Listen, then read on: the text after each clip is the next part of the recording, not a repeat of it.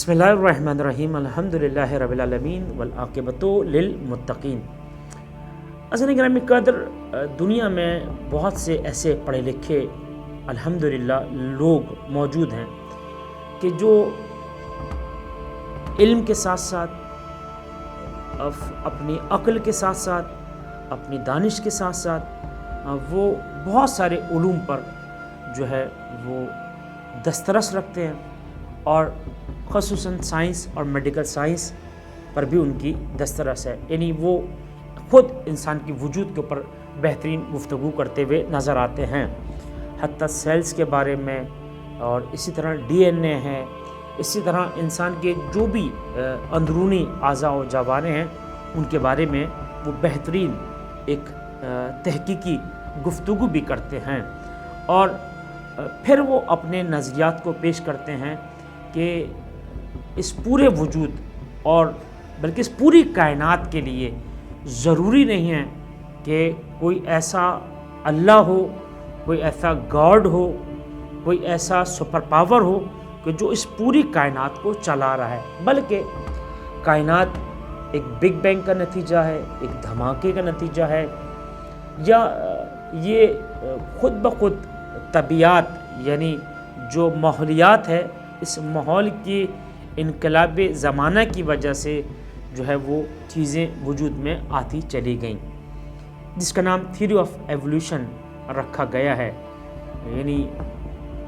Theory of evolution یعنی کیا مطلب؟ یعنی زمانہ گزرتا رہا اور انقلاب زمانہ کی وجہ سے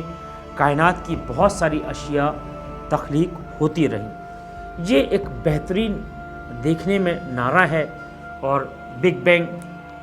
صرف ابھی تک تھیوری ہے، لیکن اس کو ابھی تک کوئی ثابت نہیں کر سکا، جس طرح سے بلیک ہولز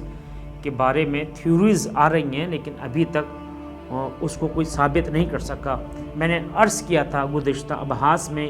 اپنی گفتگو میں کہ ہماری آنکھیں اتنا ہی دیکھ سکتی ہیں کہ جتنا ان آنکھوں کی اندر طاقت موجود ہے۔ میں سامنے دیکھ سکتا ہوں اور زیادہ دور تک دیکھ سکتا ہوں، میں جتنی اونچائی پہ کھڑا ہوں گا اتنی دور تک دیکھ سکتا ہوں، لیکن کیا میں چاند کے اندر جھانک کر دیکھ سکتا ہوں کہ اس میں کوئی زندگی، کوئی حیات ہے؟ کیا میں سورج کے اندر دیکھ سکتا ہوں؟ کیا میں گلیکسیز کو دیکھ سکتا ہوں؟ یہ میری حد نہیں ہے، نہ ہی یہ میرا علم ہے۔ دراصل در واقع جو لوگ پڑھے لکھے ہیں اور جو لوگ یہ کہتے ہیں کہ بگ بینگ کی وجہ سے یا تھیوری آف ایولیوشن کی وجہ سے کائنات بنتی چلتی گئی اور کائنات جو ہے وہ ترقی کرتی چلی گئی، اور انسان اسی طرح ترقی کرتا چلا جائے گا، انسان اسی طرح علم اور دانش حاصل کرتا چلا جائے گا، اور پھر وہ انسان کو ہمیشہ کے لیے بچا سکتا ہے۔ بہت ساری بیماریاں ہیں کہ جن کا وہ دفاع کر سکتا ہے۔ پہلے بلڈ پریشر کی دوا نہیں تھی، پہلے جو ہے وہ شوگر کی دوا نہیں تھی، لیکن اب انسان دل بنانے کو تیار ہے، انسان آنکھ بنانے کو تیار ہے۔ یہ وہ کیفیت ہے، یہ وہ چیزیں ہیں کہ جو انسان اپنے علم اور سائنس کی بدولت یہ ترقی حاصل کر رہا ہے۔ مسئلہ یہ ہے کہ جو لوگ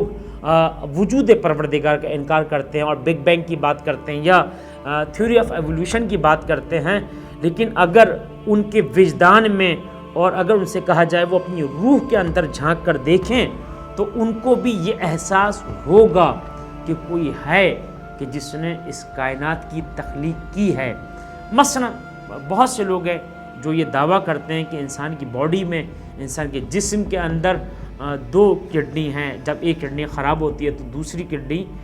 کام کرنا شروع کر دیتی ہے، دوسرا فنکشن انسان کی باڈی کو سنبھال لیتا ہے۔ لیکن یہ سوال بنتا ہے کہ اگر یہ کڈنی خود بخود وجود میں آئی تھی اور جب ایک خراب ہوتی ہے اور دوسرا فنکشن اس پوری باڈی کو سنبھال لیتا ہے، تو یہ سوال ہے کیا یہ ممکن ہے کہ مادے کے اندر اتنی صلاحیت ہے کہ ایک چیز پڑے خود بخود آٹومیٹکلی طور پر اس کے اندر یہ شعور آ جائے کہ جب ایک چیز خراب ہو تو پورا وزن میں اپنے اوپر اٹھا لوں؟ مثلا یہ اسی طرح سے ہے کہ اگر ایک جگہ موم پڑی ہو، اگر پلاسٹک پڑی ہو، اور پھر ہم کہیں کہ وہ رکھے دھوپ، بارش اور سورج کی کرنوں کی وجہ سے، گردش زمانے کی وجہ سے اب یہ پلاسٹک نہیں رہی بلکہ یہ خود بخود ایک موبائل بن گیا۔ ایسا ہرگز نہیں ہو سکتا۔ یقیناً ہر چیز کے بننے میں کوئی نہ کوئی صاحب قدرت، حکیم اور علیم کا ہونا ضروری ہے۔ اور وہ لوگ کہ جو پروردگار کے وجود کو نہیں مانتے، لیکن جب وہی لوگ کسی گرداب میں پھنستے ہیں، جب کسی مشکل میں آتے ہیں، تو ان کو احساس ہوتا ہے کہ کوئی ایسی طاقت ہے کہ جو اس پورے نظام ہستی کو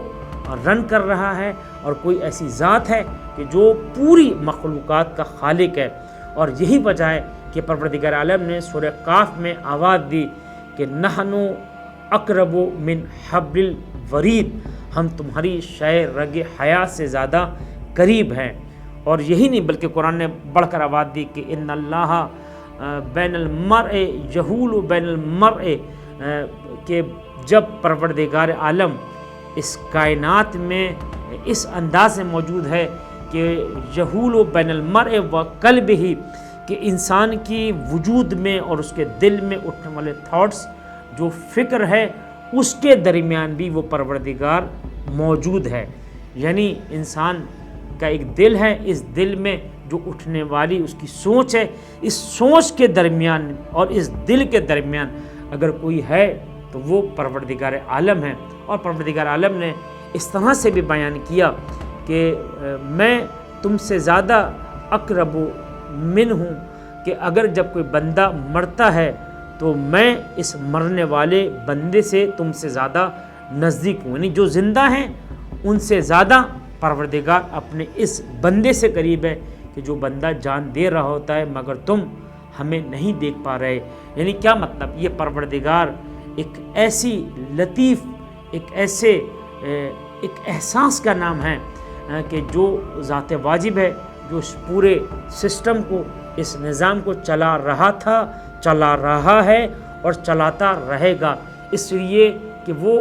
پروردگار ذات واجب ہے، یعنی جس کا وجود عقلاً، جس کا وجود شعوراً، اخلاقاً، قانوناً ہونا ضروری ہے۔ اس لیے ضروری ہے قانوناً اور اخلاقاً کہ اگر ایک روڈ پر اگر کیمرے نہ لگے ہوں اور اگر پولیس مین کھڑا نہ ہو تو پھر کوئی بھی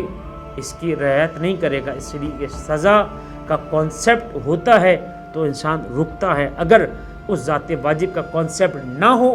اگر اس دنیا میں کوئی ایسی ہستی نہ ہو کہ جو ہمیں سزا اور جزا دینے کا اختیار رکھتا ہو، تو پھر انسان نہ رہے بلکہ وحشی درندے سے بدتر بن جائے۔ والسلام علیکم ورحمۃ اللہ وبرکاتہ۔